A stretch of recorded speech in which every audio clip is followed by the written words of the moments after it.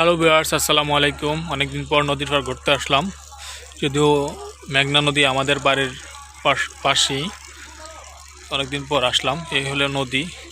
এই দেখতে পাচ্ছেন একটা গ্যাসের কল, এটা আমনে আমনে পানি ওঠে। দেখতে পাচ্ছেন একদম নদীর নিকটই। এই দিক দিয়ে গ্যাস গেছে, গ্যাসগুলো দিয়ে আবার রান্না করে দোকানপাটে। দেখতে পাচ্ছেন একদম আমনে আমনে পানি ওঠে।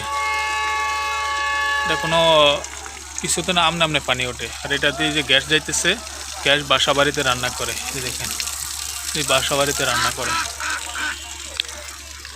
এই হলো মেঘনা নদী। অনেকে ঘুরতে আসছে ঈদের ছুটিতে। এই হলো হাকিমউদ্দিন লঞ্চ ঘাট। এখানে হাজার হাজার যাত্রী ঢাকার উদ্দেশ্যে চলে যেতেছে।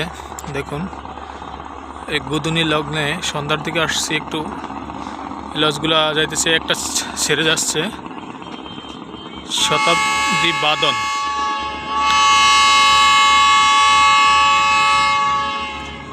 শতাব্দী বাদন এই গাড়ি থাকে।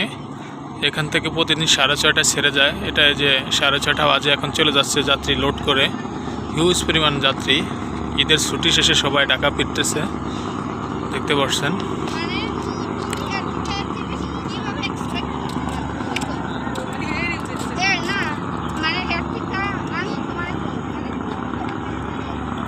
অনেকে ঘুরতে আসছে।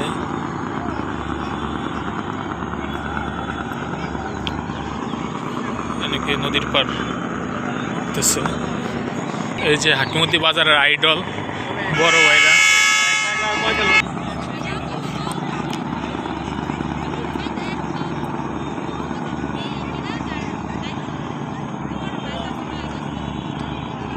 ঢাকার উদ্দেশ্যে ছেড়ে যাচ্ছে।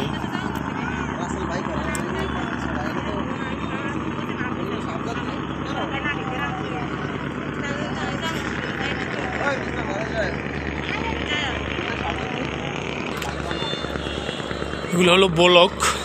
নদীর ভাঙন ঠেকাতে সরকার পদক্ষেপ নিয়েছেন।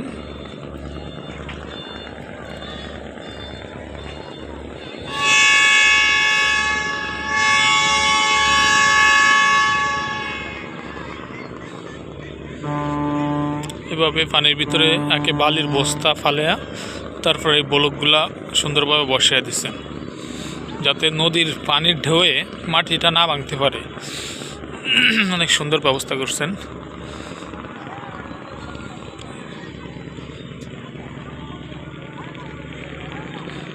গুদুলি সন্ধ্যায় অনেকে ঘুরতে আসে, নদীর পাড় বসে একটু নিজেদের বন্ধুবান্ধব যারা আছে অনেকে যে বসে আড্ডা দেয়।